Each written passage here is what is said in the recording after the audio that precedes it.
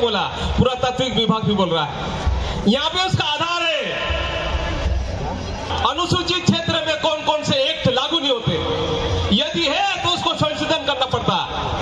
आपका पंचायत अधिनियम आया, नगर पालिका अधिनियम क्या लागू है, आपका आबकारी अधिनियम चेंज किया, भू राजस्व एक्ट 1949 का, उसमें आप जितने भी राज्य है उसमें साफ साफ लिखा सामाजिक सांस्कृतिक आर्थिक हित प्रभावित हो रही है या होने की संभावना है तब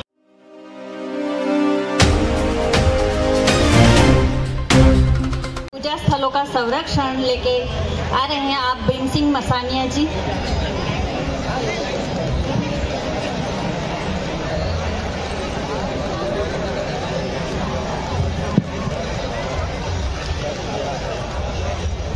इस भूमि को प्रणाम करते हुए मैं आप सबको नमन करता हूं। आप विभिन्न क्षेत्रों के भारत और विदेश से भी आए, आपके लिए जोरदार ताली होना चाहिए कि आसमान में गुजरना चाहिए।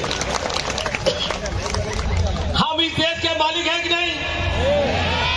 सुप्रीम कोर्ट का हक नहीं कही, एंथ्रोपोलॉजी का हक नहीं कहा, हिस्ट्री बोला कि नहीं बोला, पुरातात्विक विभाग भी बोल रहा है। यहाँ पे उसका आधार है 1973 में गुवाहाटी हाईकोर्ट ने कहा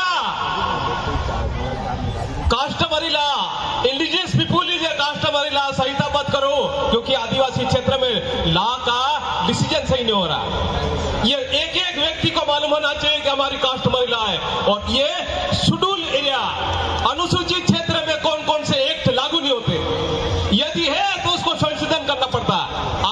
आपका पंचायत अधिनियम आया, नगर पालिका अधिनियम क्या लागू है, आपका आबकारी अधिनियम चेंज किया, भू राजस्व एक्ट 1949 का, उसमें आप जितने भी राज्य है उसमें साफ साफ लिखा सामाजिक सांस्कृतिक आर्थिक हित प्रभावित हो रही है या होने की संभावना है तब भी जमीन का टुकड़ा नहीं ले सकते हैं। लेकिन फिर भी ये जितने एक्ट है क्यों संशोधित किया जा रहा है? तो यहाँ पे आदिवासी क्षेत्र का प्रोटेक्शन का मूल मकसद था, उसके अपना एरिया था जो 1778 में हिल असेंबली खुटकटी व्यवस्था, ये हमारा क्षेत्र है, ये हमारी समय पूजा शास्त्र में, इसमें हमारा देवी देवता रहते हैं, इसको प्रोटेक्शन करने का हमारा परंपरा का अधिकार है। तो अंग्रेजों ने माना, 1778 में भी माना। इसके बाद ऐसे करते करते 1873 में इनर लाइन परमिट बनी, इनर लाइन परमिट अभी भी है, और 1874 में आपका शेड्यूल डिस्ट्रिक्ट घोषित किया है। और आपके पास जो है वो हमारे लाखों करोड़ों लोग मरने के बाद मिला, ऐसा ही नहीं मिला। अभी दादा जो कहा वो फाउंडर आदमी था, अभी उसकी सांस चल रही, लेकिन उसके है कि मैं आदिवासी हूं इसलिए का मालिक हूं, मैं बोल के जाऊंगा, मरूंगा तब भी ऐसे बोल रहे थे। तो क्या गलत बोला? अरे मरेंगे तो सही, लेकिन हमारे बाप दादा मरने के बाद ये एक्ट मिला। लेकिन यहाँ पे मैं संक्षिप्त में ये कहना चाह रहा हूं, समय है नहीं, आपका कास्टमरी लॉ ये मान्य है, इसलिए वो शादी का है या जो भी है उसमें साफ साफ लिखा सभी धर्म के कानून आदिवासी पे लागू नहीं होते। ये एक्ट है, एक्ट में लिखा है, आपका आईपीसी सीआरपीसी में भी लिखा है कि विवाह के संबंधित, दंतक पुत्र के संबंधित, अभी जमीन के मामले में बहुत सारे लोग अभी सुप्रीम कोर्ट में भी व्याख्या कर रहे हैं, लेकिन हमारा आदमी ने उसमें व्याख्या करने की जरूरत है कि हम वास्तव में भूमि, जल जंगल, जमीन और पानी का, पानी विश्व में जमीन और पानी और जंगल, इसी पे मरना है, बाकी कोई युद्ध नहीं। अभी हर नदी को अभी बाउंड्री बनाने वाले हैं और आदिवासी को हटाने वाले हैं, और ये रोस्टर बन चुका है, रोड मैप बन चुका है विकास के नाम से, पर्यटन के नाम से। अभी अंडमान निकोबार का भी हो गया, लक्षद्वीप का भी हो गया, जहां पे 95 से ज्यादा प्रतिशत था। अरे इस देश में आदिवासी का अलावा दूसरा व्यक्ति नहीं था, इसके बाद भी आप कितने प्रतिशत आ गया? आपकी जमीन किधर गई? अरे आदिवासी मर गए तो जमीन तो होना चाहिए थी ना, जमीन का टुकड़ा कहाँ गया?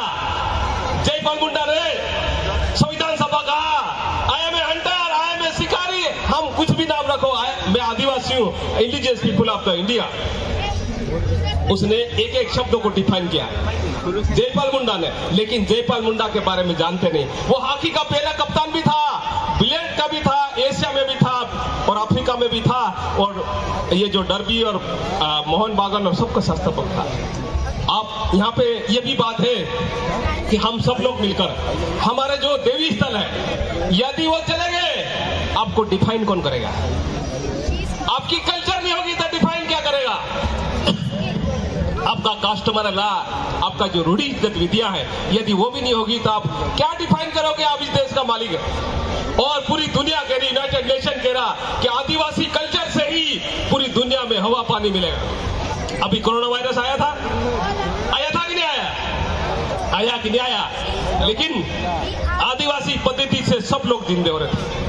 आदिवासी के सिस्टम से, उनके अपने पेय पदार्थ से सब लोग मरेंगे जरूर, लेकिन आदिवासी कभी खत्म नहीं होंगे, क्योंकि उनकी रूढ़िगत सिस्टम में है। लेकिन जितने भी हॉस्पिटल में जा रहे वो अधिकतर वापस नहीं आ रहे थे। तो आदिवासी के जो औषधि है उसमें रॉयल्टी एक्ट में भी लिखा, रॉयल्टी एक्ट में भी लिखा कि रॉयल्टी आपको मिल सकती है। ये जो वाहन चल रहा है उसकी भी रॉयल्टी मिल सकती है, औषधि बनाए उसकी। लेकिन हमारा जो समूह है वो बिल्कुल जो प्रतिनिधि करना था, नौकरी करने थे, वो लोग भी अपना कर्तव्य का पालन नहीं कर पा रहे। अब बात ये हो गई कि बहुत सारे आयोग बने, लेकिन सलाहकार परिषद स्पेशल बनाई कि कोई भी कानून आदिवासी पे लागू नहीं होगा, क्योंकि उसकी कस्टमरी लॉ है। और ये तभी लागू हो सकता है जब वहां की सलाहकार परिषद साइन करे, और राष्ट्रीय स्तर पर जब राष्ट्रपति वो सलाहकार परिषद से जानकारी ले। उसमें खाता आयोग ने साफ साफ लिखा कि सलाहकार परिषद निष्क्रिय है, इसलिए दिक्कत आए। सलाहकार परिषद जो खाता आयोग ने रिपोर्ट किया उसमें बहुत सारा उसमें पॉइंट दिया। मैं ज्यादा टाइम नहीं लेता हूं, टाइम बहुत कम दिया।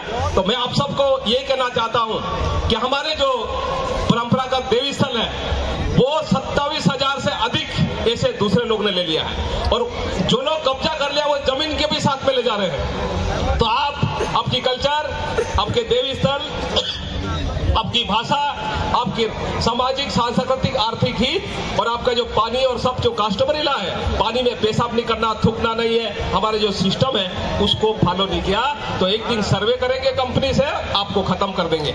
आपको सबको नमन, जोहार, जय आदिवासी।